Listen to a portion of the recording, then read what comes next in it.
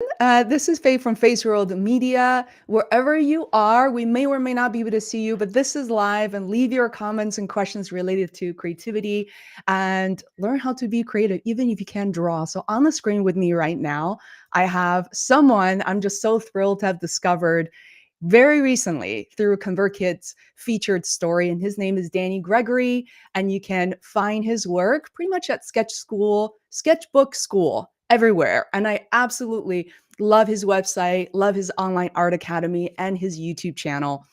And Danny is the internationally best-selling author of a dozen books on art and creativity. He's the founder of Sketchbook Skool with tens of thousands of students worldwide. He has shown zillions of people how to ignite their inner artists, embrace their creativity and tell the stories of their lives.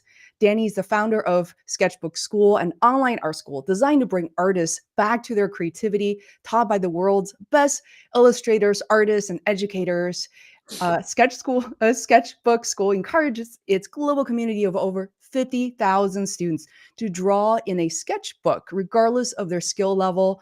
He has been writing online since 2003. I'm a huge fan of his newsletters, first on his blog and now in a weekly newsletter, which I highly recommend you subscribe to. And by the way, all the links and descriptions and that you can find in the description below. So with that said, Danny, welcome. I'm so thrilled that you're here. I'm excited to be here. I'm looking forward to our conversation. Likewise. Well, I gotta say, when I discovered your work through ConvertKit, which I'm a loyal, creator for, I use ConvertKit. Currently, I'm not, but because of that reason, seeing your story makes me want to keep subscribed to ConvertKit and discover more real stories. And by the way, I just thought it turned out really well. Did you like the process and how the story was written about you from ConvertKit? I really loved it. ConvertKit has been my newsletter platform for, I don't know, a couple of years now. In Wow. fact, they were here last week because they're making a documentary about me, which will be out, I don't know, in a few months. And so they wrote the article and then they decided that it had to be a movie. So that's that's what they're working on now. Wow, they love you very much, which I'm not surprised by. So, yeah, that the funny thing is, I not recently in 2018, I pretty much self-funded, found one sponsor, and shot my own documentary called Face World docuseries. It's published on Amazon Prime. It was 2019, still there, but not up there with the tier ones. So I was wondering, what are you doing to prepare for the documentary? Is this something that you're doing for the first time, or something that work you're familiar with? I got a haircut. Um, Other than that, no, I mean, they sent a crew over here, to interview me, and then they spent a couple days filming in my studio and filming me coming up with ideas and writing newsletters and doing drawings and paintings, and I'm just the subject. I had nothing to do with it otherwise. I was flattered that they thought it was a story worth telling, so that's about it. Wow. That is incredible. I honestly didn't even know that ConvertKid would be doing these stories. And so tell us, please share with us about your creative process. I don't know when the documentary is going to be coming out. I'll be sure to watch. Do you know if there's a timeline? I think they said January or February. There's a lot of editing, I guess. They have to make me look good, so it's gonna take some work. There's a lot of editing. So I love your space. I think we started talking about our little spaces, office areas. I love your space. It reminds me of, again, I watched a lot of Seth Godin's work. I love the bookshelf behind him, but I'm seeing your drawings. I've shown them to my mom, who's probably watching this live stream right now. And, could you describe maybe, for a lack of a better word, your routine, your daily routine, your thoughts when it comes to creativity? Yeah, so I have somewhat of a schedule. I get up really early because I live in Arizona, and it is very, very hot here much of the time. So, my dog and I get up about 5:30 or 6 o'clock, and we go for a walk for about 45 minutes, and that's an important really important part of my creative process is being able to just clear my brain, start my day off with, you know, I wouldn't say it was walking meditation, but Mhm, invariably walking is meditative, right? You're mhm. just out there and it's so beautiful here. And so early in the morning, streets are pretty empty. Me and my dog are walking, and ideas just pop, pop, pop up in my brain. And I think of things that I want to write essays about because I write an essay. In fact, today is the day that I'm putting together my essays for to be sent out tomorrow and on Friday. And Wow. so I pull out my phone and I use I'm now using a couple of AI apps to transcribe what I say, and they kind of correct my bad language, and they put it out as a just uh, sort of not a script exactly, but a rough draft. So Mhm. it's a great way of having ideas while I'm thinking, and then later on I go back to my desk and I sit down and I look at them and I go, well, that was nonsense, or that needs polishing, or whatever it is. But a lot of it is just, and I have thousands of ideas that are Mhm. in an archive. So I just put them in there thinking one day I'm going to want to write them. And what's really helpful about that is if you have a lot of ideas in whatever form they're in available to you, when you sit down and note and say, okay, I'm going to write at this time of day, you've got the work. A lot of the work is done for you. I call it parking on a hill. So it's like if you have an old car that isn't that reliable and you park on top of a hill, when it's time to start it, it starts to roll and then the engine starts. So to me, that's comparable, right? Where you've got stuff sitting there, you've got raw materials for your idea, and you're not just staring at a blank page going, oh, what do I do? So you just that way, and it might be that the first stuff you write is nonsense, but that's okay. Just keep going, and then you can always cut off the first part. And I think that's been really helpful to me because I make a lot of stuff. I write a lot of stuff, and I do these essays on YouTube every week as well, and that's part of the same process. So I have to make a on Tuesday. I send out my paid newsletter. Usually on Tuesday, I also upload a YouTube video. On Friday, I put out my free newsletter, which you can subscribe to. And, it's just, I know that every day, every week, I have to do this. And then on Thursday, I do a drawing show on YouTube as well. That's called Draw With Me. So there's always stuff going on. And I've kind of set up a schedule for myself. That's a really important thing to me, too, is to say, I've got a deadline. I've got to do stuff. I can't just I can't not show up. So those are the ways I trick myself into being creative and productive. All right. Hope you guys heard that. How to trick yourself to become productive and creative. I have to say that it's really interesting when it comes to accountability. Even this very live stream, I was walking and I come back. I have to change my shirt. It's getting really hot in Boston. I was just preparing for this, but I know that eventually is going to happen, that I can't really bail. And I absolutely look forward to this. But there's also, frankly, Danny, there's a bit of a fear going on here, knowing how much you have accomplished, how much I've read about you. But I knew that you're not an intimidating person. In fact, so much of your work is focused on, like, I just feel like you're giving everybody a huge hug and you're sitting down with a sketchbook to say, let's get started. And you're enjoying every step of the process. So before I kind of start ranting on my own reflections, I must ask, you mentioned AI apps and you mentioned there's an archive of your ideas. Could you share what those apps may be and how you end up archiving things? Because a lot of us creators here just kind of keep losing our ideas regardless of the fancy technologies.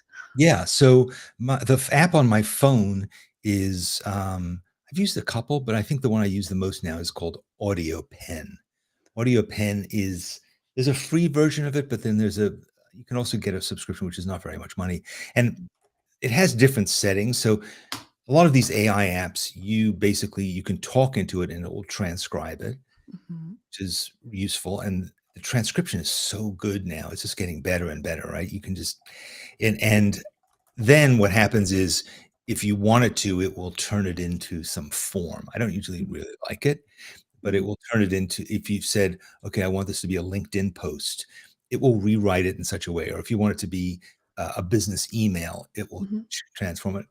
I don't need that really. Mhm. I just want you to capture what I'm saying and put it into text so I can look at it later on. So that's that. For writing, I also use Notion to store a lot of things. I have lots of sort of ideas as I'm developing them, I'll put into Notion. But Mhm. probably the main app that I use for writing is called Scrivener, and Mm, I use Scrivener as a database. So Scrivener is really designed for writing longer things. So I've written a lot of books on Scrivener, but I mhm, also have a big, um, one big file which I get a fresh copy of every month to make sure I don't lose it because it has every essay and podcast and YouTube video I've ever written. And then also you can tag it so you can say this is what kind of an essay it was. Um, mm, and put in when did I publish it. So I have all that record, but then I also have thousands of other ideas that I haven't really worked on yet.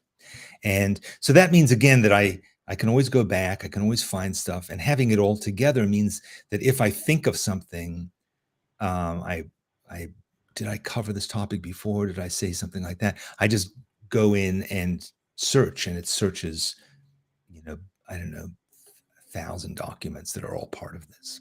My YouTube channel is called sketchbookskool.com or mhm. at Sketchbook Skool, school with a Mhm. K.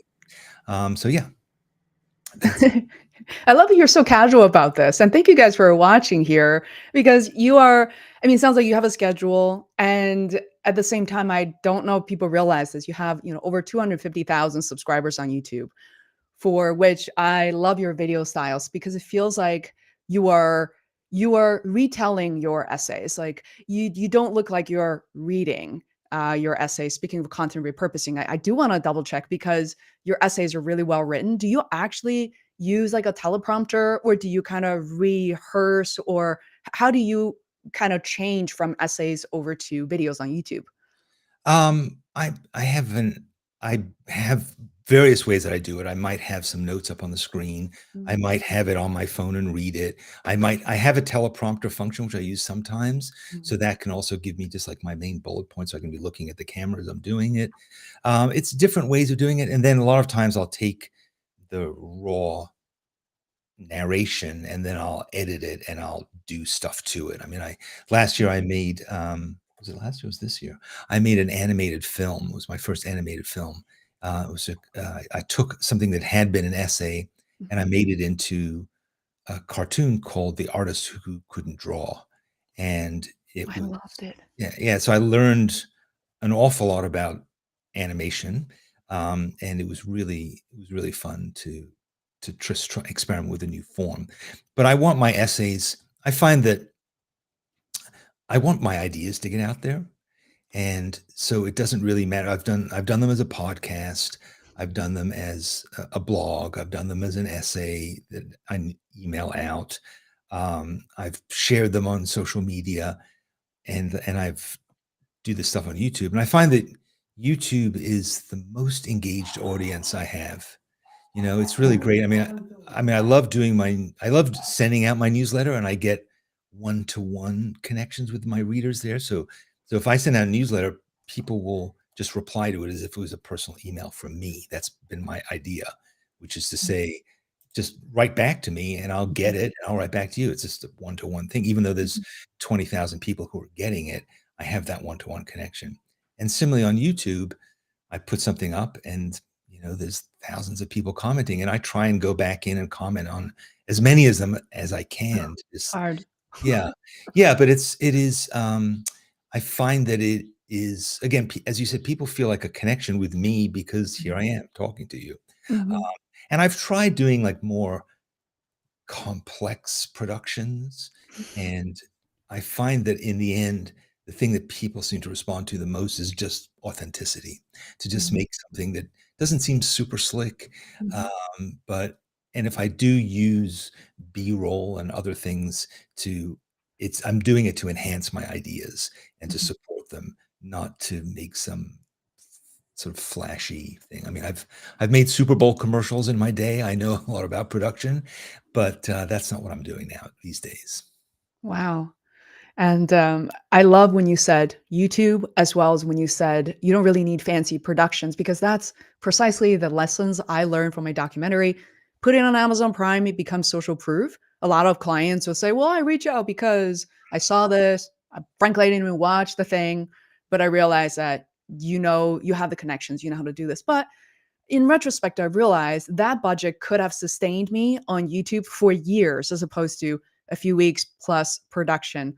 And, um, I would love to ask the question. I was thinking, I wrote it down to say, Danny, you had so many things already going on. You were already successful running your online academy. Now you have over 50,000 students. But when you started the YouTube channel, you mentioned you want to get the ideas out there. But a lot of people who are watching this now or later listening to it as a podcast or watching the replay of this live stream, they're thinking, well, I kind of just want to pick something that I know it's going to work. Whereas I think over the past 10 years, for me as a creator, sometimes the quantity really matters. You got to throw things out there.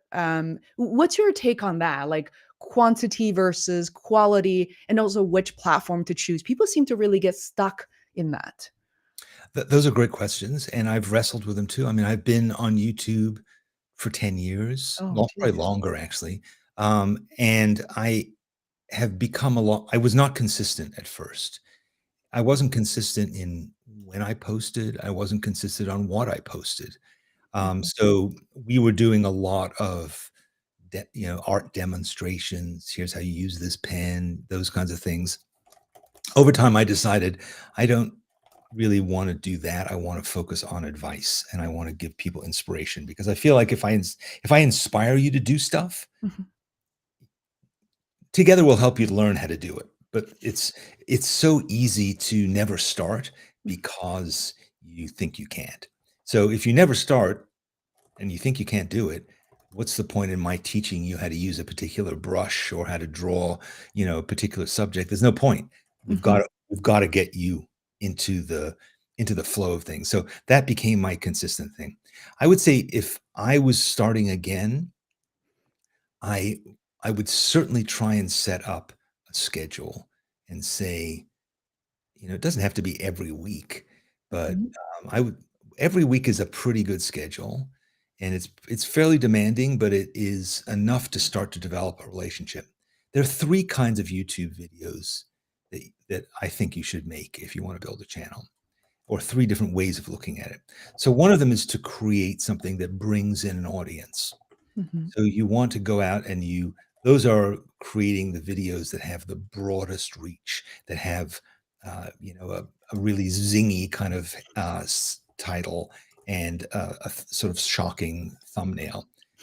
And so like I have some videos that have over 1,000,000 views, and those are the ones that have brought people in, and they've said, "Oh," when they saw my video appearing in the column on the right-hand side of their screen, they said, "Oh, that sounds interesting. Let me go and look at this guy." mhm, And then they watch those videos, and ideally, some percentage of them say, "I like this well enough to wanna get more of it, so I wanna become mhm, a subscriber." So then you get to the second group, which is, the second type of video, which is I call it community based. mhm, Now that you're a subscriber, I want you to come and feel like a regular relationship with me. Kind of like what you have with your channel, where people are coming and they're seeing on a regular basis. mhm, This is the kind of content I like, and also maybe connecting with the other people who are viewing it as well. mhm, So if you do a live stream or if you have comments, people are sharing their points of view, and you're starting to say to yourself, "This is a channel where my tribe gathers." And so those when you make that kind of a video, you're talking to your people. They understand your language, your sense of humor, those kinds of things. So you change the lens a little bit, and you mhm, still want to be authentic, but you're less less macro. So that's the second type. And I also do this weekly show, as I said, Draw With Me. So several hundred people show up every Thursday morning at 9 o'clock, mhm, and we draw for an hour and we tell jokes. And I have some sponsors, mhm, and we give away free stuff to them. And that's like a regular kind of thing. And mhm, then the third kind is, do you want to sell something? Do you want to get an call to action of some kind? And so mhm, there you might do videos that are talking about the thing that your business is. Uh, mhm, you know, you're mhm, selling a course, you're selling an ebook, you have an event coming up. And so then you might do videos that are more focused on that. You can see how those 3 different groups are different. They're mhm, different, and you're moving people from the giant, billions of people on YouTube, down to the group that love and respect you, down to the group of people who love and respect you and want to give you money as well and want to buy stuff from you. So that's kind of the funnel. And then ultimately what you want to do is to get them onto your email list. And that's why I use ConvertKit, because I want you. So the 250,000 people who are subscribing to my channel, 20,000 of them are subscribing to my newsletter. And then, Mm. a subset of that are actually paying for the weekly newsletter, or they're buying my ebook, or they're signing up for my courses. And that's all a process. But if you go out there and say, hey, I just made a course, and you're telling all of YouTube that, people are like, Mhm. who is this? What is this? Why would I care? The algorithm says the same thing. Who is this? Why is this? Why does anybody care about this? But again, if you've cultivated this whole process, then you're being of service. You're giving out valuable, useful information. You're helping people live better Mhm. lives, and then ultimately, you're supporting yourself so you can keep doing that. That's the process. Mm. Love process talk. Everybody, please take note. I mean, this is such a session to learn something. And we have a question from Adam. I'm going to hold it for just one moment because I want to ask a follow up question in terms of the general funnels, the 1, 2, 3. Create. I would say, like you said, a broader topic videos that's going to attract. And the part 2 is creating community based. Helping people to get to know you, more intimate videos. And thirdly, those are the call to actions, business products and services. In terms of the breakdown, if there's a pie chart, Danny, how much would you say that a new creator or an experienced one should focus on the 1, 2, 3 categories? What's wise and the frequency and the volume, perhaps? Yeah, I mean, I would say at the beginning, one Mhm, is important. You need to get an audience. So you need to get out there and start doing stuff. You might want to do collaborations with somebody else who has a long audience, is reaching similar people to you. You might want to interview people. You might want to do a podcast like this. mhm, So you want to just get people to see what you're doing, but you also want to have some clarity around, what are you doing? What is your message? And I guarantee you that the first video you make will not be very good, mhm, and that's fine. I mean, it's a learning process. It's iterative, meaning that you make something and then you go back and you look at it and go, this is what was wrong with that, or this mhm, is how I could focus that more. There's a lot of videos out there that will tell you all these tricks about what you do in the first 5 seconds and what your thumbnail should be like. I think all that stuff is good to know, mhm, but the most important thing is just to create from your heart. What is it you want people? How can you help people based on your own experience? What is the info? And trying to go with what seems to work for other people may or may not help you, because ultimately, you're just copying another person's product, and people can just go to the original. They don't need one more thing from you. So I would say, think also about, what is the purpose of doing all of this? Do you just want attention? Could be. mhm, Do you have a message that's really important to you to get out there, and you want to figure out the best way to do that? Do you want to find customers and create a business out of it? There are mhm, different ways that you can do this, but I think have some clarity, and you don't necessarily need to tell the world what your purpose is, but know in your heart, like, what is it that I'm trying to do?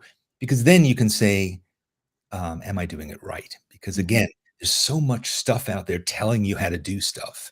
There's so many, like, you should do this, 10 top tips for this, and blah blah blah. But if you know what you want to do, that's what you compare it with. And so you don't, as they say, there's a lot of things you can do, but that doesn't mean that you should do all of them. mhm. So figure out those things that matter to you and that you enjoy doing, and ideally get some feedback, because really what you want to do is, there's a million. Um, I don't know how many people there are on YouTube, but there's a lot of them. You don't want all of them Mhm, to be mhm, your viewers. That's not the point. The point is to find, who are the people who are really close to you, and what can you do to find those people. And to do that, you have to be clear and concise in what it is you want to communicate, and do it in the most attractive and authentic way. Love it. That's Thank you. absolutely advice. I think that's so eye-opening. Um, I'm going to read a quick question from Adam, especially for our listeners who won't be able to see the screen or walking around. After all the experience you've had creating content and connecting to people on YouTube, which parts of your work do you still find most challenging? That's a good question. I think that what is the answer to that question? I mean, I like production. I like doing that. I think keeping it fresh and engaging. I think there are times where I am just interested in something, and I think, is anybody else going to be really interested in this? And then I often find that that's actually the thing that people are most interested in. But then there are things I think, well, I should really, this would be a smart thing to do. And so I am trying to find that this balance between what should I do, that people say is smart to do on YouTube. What do I really want to do? And I think also maintaining your confidence and try and fighting the imposter syndrome. That's something that I wrestle with a lot. Even though I've done this for a long time and I've written books and all and so forth, there are a lot of times where I think, "Who the hell am I to say this?" Or, "Is this even right?" Or, "They must think I look like an idiot." I think wrestling with all that stuff is a never-ending battle. Maybe maybe it's just my psychology. I think that Mhm. is the tough part of it, is maintaining your confidence, your point of view without being, uh, artificial or overinflated. Mm. Not a great answer to a great question. Sorry, Adam. No, I think it's a great answer because when I was brushing my teeth this morning, I was thinking, wow, I've been an entrepreneur pretty much full time since 2016. And to me, compared to my career, I've been an entrepreneur for as long as I've been a full time person, pretty much. And it's almost like eternity. And yet I still have the feeling as like, probably not gonna make it this year. We're not gonna make it this month. And my clients are all gonna dump me, and this will be the end of it. And even recently, literally, I can't believe I was thinking about this because it's been a while. I was like, maybe, I was thinking, oh, with all the remote jobs, maybe I should just go find a job or something. But of course, I wasn't gonna do that. But it's crazy. Like we all think we're so alone in thinking that we're surprised that we are the chosen ones and we get to do this. And it's such a privilege, but I don't think it's a fluke. Knowing Danny, for you, you've been doing this. When I read your story, I'm so thrilled. First of all, let me clarify. When I read your story, I was thinking, is this one of those guys who like overnight success? I was thinking maybe everybody started after I did. I was thinking Danny's story definitely started maybe 2018, 2019. And of course, when you got started, it was years before I even shaped up any ideas, and really blew me away to think about a longevity of your product, of your company. Does that shock you sometimes? I don't know. I mean, I think I've been doing this for a long time, and I think, well, there are people so much bigger, so much more influential, so much larger audiences than me. Have I not been doing it right? So it's kind of the opposite, which is like, yeah, I've been doing it for a long time, but I've had ups and downs in terms of my commitment, in terms of my perspective. Things change. So I think that it doesn't really matter how long you've been doing it. I think it's really about how how dedicated are you to it? How hard have you worked on it? How consistent have you been? How generous are you? I think generosity is a really important part of this. Giving stuff away. Like, don't hold back because you think, well, I could sell this. Mm, Give it away. The more you give away, the bigger your audience will become, the stronger the connection you'll have. And don't be stingy. Really mm, don't be stingy, because first of all, it is a way to form connections with people, but also it makes you feel good. mm, Makes you feel good to think, I made this thing, it's helping people, and eventually money will find its way to you. I really believe that. You will always be able to make a living if you're working hard and you're out there and you're connecting with people. You don't have to have a tight-fisted 10-year plan to mm. accomplish these things. You just need to be generous of spirit, and then I think the universe, this sounds like mumbo jumbo, but I think the universe sort of supports you and wants you to keep doing it, and so your bills get paid. I very much feel I'm supported by the universe and earth for sure. Otherwise, I feel like I'm living in a very miraculous life that I literally could not even dreamed of, thought it was possible. And I love to touch upon this point that you just made, which is you can give everything and anything away. It's not going to hurt you. I cannot begin to tell you, Danny, being working as a digital consultant, how many times I've heard the question from my clients, I'm giving too much away. I don't want to give away my products and services. And sometimes I get really frustrated and impatient. It's like, you can't do that. It's not possible.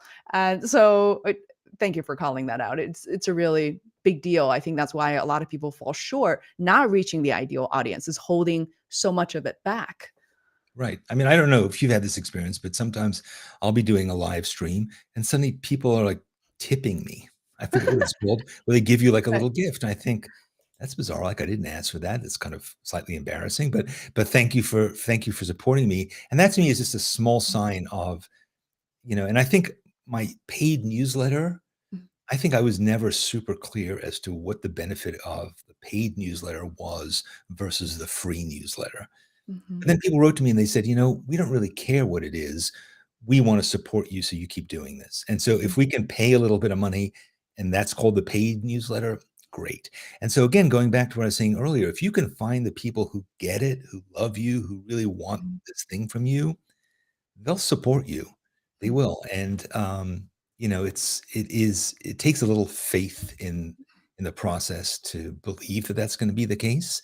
But again, I mean, I think that there are ways of protecting your intellectual property, mhm. and I think a lot of times they get in the way of your progress and your success. So, yeah, be generous. Be generous. Wow, I'm really loving this. And I feel like we could really talk about this forever. And I want to pivot a little bit because I mentioned in my emails to you how much I care about my mom, who's someone who's been a painter, an artist, watercolor artist her whole life. And for those of people who are familiar with, my work, they pretty much know my mom's work is kind of plastered all over my house. I love it. We're trying to find every space to hang her work. To I brought her to an art Worcester Art Museum yesterday. We do this on a regular basis. But I number one, I just want to reflect. I know you have a son as well, Danny. But being a child of an artist, I didn't realize so much when I was younger. But now, as I get older, it's just something I appreciate so much. It's so nurturing, and I wake up and I see our art and anybody else's art.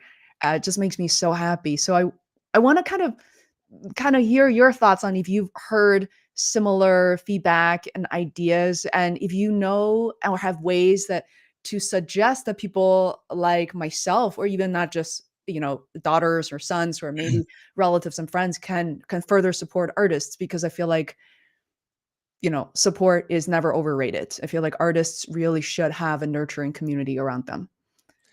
Absolutely. I mean, I think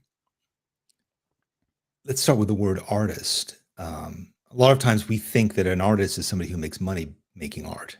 Mm, That's not what an artist is. An artist is somebody who makes art. Money has nothing to do with it. So you could be an artist who works in an accounting firm and then makes art.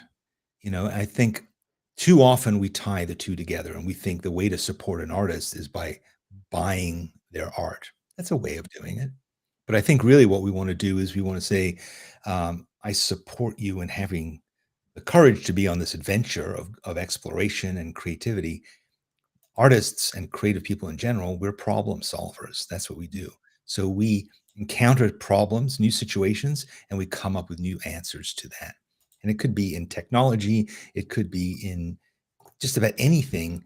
You can apply those creative skills. And so that's why I think it's really important that everybody acknowledge their creativity and not say, well, I'm not creative. I'm not an artist. mm, Because it's a meaningless distinction. You don't need a degree or a license or permission from the government to be an artist. You can just make art, and you also don't have to make good art. You can be a bad artist. That's perfectly fine too. There's still an awful lot to be gained from that. So I think don't make art and artists into a separate tribe. Don't say, well, I'll support you by doing my job at the accounting firm so you can make art. I mean, that mm, would be nice, but that's not your obligation. Your obligation is to just be supportive, involved, see what they're doing, discuss it with them, support them in doing it, and let them go and create. That's what the world needs. Is that we need more of this um, We need more creative solutions out there, and we need to inspire each other to do this, to take risks and to try new things.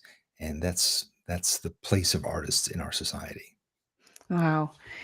I gotta say, when I read your one of your latest newsletters, and I kept repeating, I think it was paraphrasing a lot of what you wrote, but I remember you said the art, I'm not an artist because I don't make money, and that's something that I am personally so against. I feel like, especially when people approach my mom, I've seen that in social situations, which my mom is a well-known artist in China. She spent 40 years at the Forbidden City. Still, she's not a commercial artist, and she's creating her own private collections and all that. And people say, well, how much do you sell per square inch or per, and it just makes me want to, like, almost want to punch the person in the face, which I won't do. Um, and when I read your newsletter about people saying, well, because I don't make money or I'm not really good at it, therefore I'm not an artist. I think you describe a woman who plants flowers in her backyard. She's like, I'm happy to call myself a gardener, but why can't I call myself an artist? And the other one is the other gentleman said, well, why can't I make art? It's because I'm too tired. I'm exhausted. And I think you describe how come you're not too exhausted eating ice cream on a floaty in the pool. Like, we're never too tired to do that. So that distinction is just like really painted some clarity in me. Yeah, because art is fun, and we beat ourselves up about it. "Ugh, it's not good enough. This doesn't look like the thing I was trying to do. Forget it. I have no talent. There's no point." But the fact is, it's fun, and you knew that when you were 6. You had a box of crayons. You sat down. You did a drawing. It was fun. It was play. It there's nothing has changed as far as that goes. I have all these pictures hanging on the wall behind me, wherever they are. They're not for sale. I didn't make them to sell them. I made them. I don't know. Just I made them and I hung them up there so I can see them again. They can remind me that it was fun to do. It can be that simple. It can be like so many other things we do in our lives. Like you might be a runner. Every day you like to go running. Who's paying you to do that? Are you trying to get in the Olympics? Are you trying to get endorsements from Nike? What are you doing that for? You like doing it. It feels good, so you do it. Well, are you how fast are you? How long does it take you to run a mile? Well, I don't know, 9 minutes, 20 minutes. I don't know how long it takes. That it's the same thing. So you're a cook? You're cooking food now? What are you gonna open a restaurant? No, I'm just making dinner for the family. Well, are you using the latest recipes? Are you using high quality I don't know. It's that same type of activity. It's just a thing that you do. And it does if you take away the money part of it, take away success, take away other people's judgment, and focus instead on just the process of doing it. It was kind of fun to do. And you can do it with a ballpoint pen and scrap of paper. You don't need a lot of time, you don't need lessons, you don't need art supplies. You can just do it and then see if you like it. And if you do, but the thing that's going to stop you from liking it is the voice in your head that tells you you suck. So that's the thing you have to wrestle with is how do you give yourself permission to do something that you like eating ice cream while floating in the pool. Again, you're not going to do that professionally unless you're really lucky. So just take it easy on yourself. Life's too Mm. short. Oh, I love the message of taking it easy on yourself because I turned 40 this year, and part of me just realized things that I didn't really have clarity on. As an average human being, maybe this like privileged talk of keeping our health in check, keeping our weight in check. But finally I realized, you know what? Summertime, I'm gonna eat lots of peaches because I really enjoy it. And I will try to be healthy, but I don't need to. I can get on the scale every day, but that negative self-talk of being up and down a pound or two, like, why are we beating ourselves up so much? And that kind of like that gets in your day and gets in your psyche. And same thing as a guitar parked behind me, and it's not something that I really played as a child. And I'm like really struggling, like spreading my fingers, and it's just so fun. Even if I hit all the wrong notes, the process is still so fun. Absolutely. Just keep it fun. And, I wrote this book called Shut Your Monkey, which is about the voice in your head, the inner critic. And a lot of it is about perfectionism. So perfectionism isn't about making things perfect. It's about never making them perfect enough. And that you're going to, no matter what you do, You're like a terrible parent to yourself who's always like, "Why are you doing this? Why aren't you making more money? Why aren't you working harder? Why aren't you in better shape?" Why all that stuff. That's the thing we have to try and get past. And a lot of times art can do that. If you say to yourself, "I'm gonna sit down and make some mediocre art, but I'm gonna enjoy doing it," that process is gonna be fun and is gonna be freeing. A lot of times we can't get better at things because we start them with this incredibly high bar, right? Mhm. You sit down to do a drawing and you go, "Well, that doesn't look like X. I suck. I have no talent. I never took any classes. I don't," and then you just stop doing it. Well, Yeah. but if instead you said, "Well, that was fun to do, even though it sucked, I can laugh at myself about it. That was fun to do." And then the next day I'll say, "Let me do it again." And then next week you'll say, "Let me do it again." And soon you get better at it. Getting Mm. better at it is a byproduct of doing it and having fun doing it. It's not a necessary starting point because why would you be any good at it? You've probably never done it before. You haven't done it since you were 7. Why would you be any good at it? So just take that out of the equation and just say it's okay to start poorly. It's okay to suspend judgment. It's okay to shut that voice in my head that's always nagging at me and just say, "Give me a break. I just want to do this thing for 15 minutes." I'm intrigued. I think what makes people afraid or less afraid or decided to do it, instead of seeing these people as in 2 separate categories, because people do come up to me to say, "Well, you're not 20, you're not a makeup artist, so why are aren't you afraid all the negative YouTube comments?" I said, "First of all, people are very supportive, and they're not really focused on my face. They're focused on the content. They focus on what I'm trying to do to help them move forward." But I started to not see people in these categories. But I am curious, Danny. You could have just done all this on your own, just do your own artwork. Why did you feel the urge more than 10, 15 years ago, perhaps, to start building a community to help other people break through those barriers? Because art changed my life.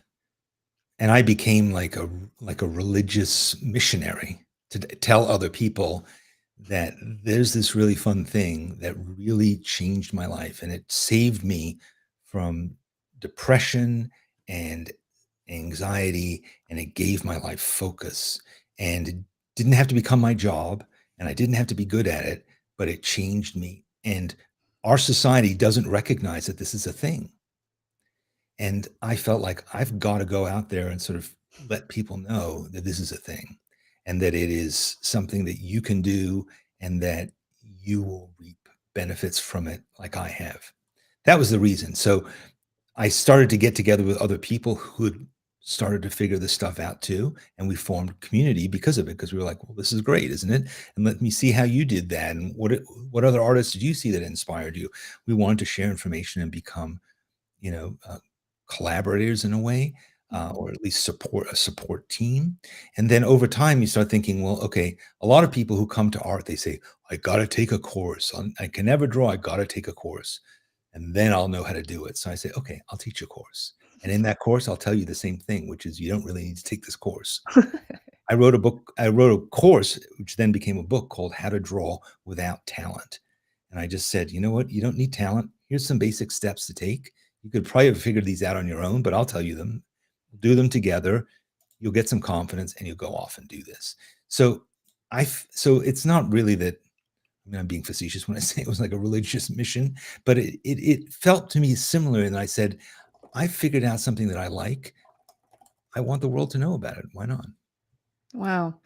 And thank you for mentioning your origin story. So when I read it, I just felt like, oh, my heart just went out for you and realized how much you have gone through. And I think you talk about for a period of your life, for a period of time when your son was a teenager, you're single parent and you're working at an agency, which I was working in an agency, and I just know precisely the amount of stress and the politics that you have to deal with at work, and you come home and art really saved you. And that is something that's so profound. Yeah, I mean, it is so useful, so obvious, and free. So why don't we know more about it? Why isn't it just a standard thing that we all learn to do? Because there's a lot of forces arrayed against this vision of art. There's a lot of people who make a lot of money from making art into a thing that only certain people can do. Mm, We want to keep art rarefied. We want to keep it, in the galleries, in the museums, and then we denigrate people who are hobbyists. We go, "Oh, that's nice. You're doing macrame on the weekends." No, it's a mm, necessary part of our lives, and it is something that, we live so much of our life on the phone, right? mm, We're always on technology. Get a piece of paper and a brush or a pen, and just that feeling, that physical feeling of being here now, interacting with materials. It's so nice. It's so calming. And, again, just have that be a thing that you do. And I wrote another book called Art Before Breakfast because my idea was we're all so busy. What if you just spent 15 minutes before you brush your teeth and did a little drawing? You could do it, literally have a sketchbook by your bed, wake up in the morning, instead of checking your email and checking the terrible headlines, do a drawing of your dog sleeping on your feet. Do a drawing mm, of the window and the view out there. Do a drawing of whatever's going on in your imagination. Just make that a way to start your day. mhm. It is a great way to start your day. Let's put it that way. Do you still draw every day? Sure. Yeah, Wow. absolutely. Wow. And you've written so many books, whereas a lot of us are still struggling to publish our first book. How do you gather these ideas, which you talk about having an archive, keeping it organized in Notion? Like, because I think what I'm trying to say is you are so multifunctional. You're like a Swiss Army knife. You have a community, you have YouTube channel, you know how to write, you know how to produce videos, and writing a book kind of requires a slightly different set of skills. So how do you build those muscles? By writing on a regular basis. I mean, as I said before, I have all these ideas. I have this collection of little starting points, and my books grow out of that. It's like there's an expression called eating a whale. How do you eat a whale? One spoon at a time, right? So you tackle a big project by making it into small things, and you can set a goal for yourself by thinking through the stages that you need to go through to conquer that goal. And those steps can be very small. They can be, literally, you can write a novel in 15 minutes a day. It might take you a year to do it, but you can do it in small things. The things that hold us back are the distance to the mountain. It just seems like I can never get there, so I don't even start. But if you start and just say, I'm going to do a little bit, a little bit, a little bit, and then before long, you have a lot. And then the other important thing is to say, I'm not going to judge these little bits. I'm going to throw them into a drawer, and I'm going to just keep doing it, doing it, doing it. And then one day I'm going to open the drawer and look at all the stuff, go, you know what? Half of this is crap, but the other half is pretty good. And if I was worried about the crap, I wouldn't have written the good stuff.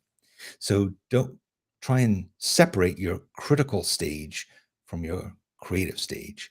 And, you know, just think that way. And also, I think writing in public has been enormously helpful to me. Writing in public means I literally sometimes have written on YouTube where I'm like, okay, I'm going live.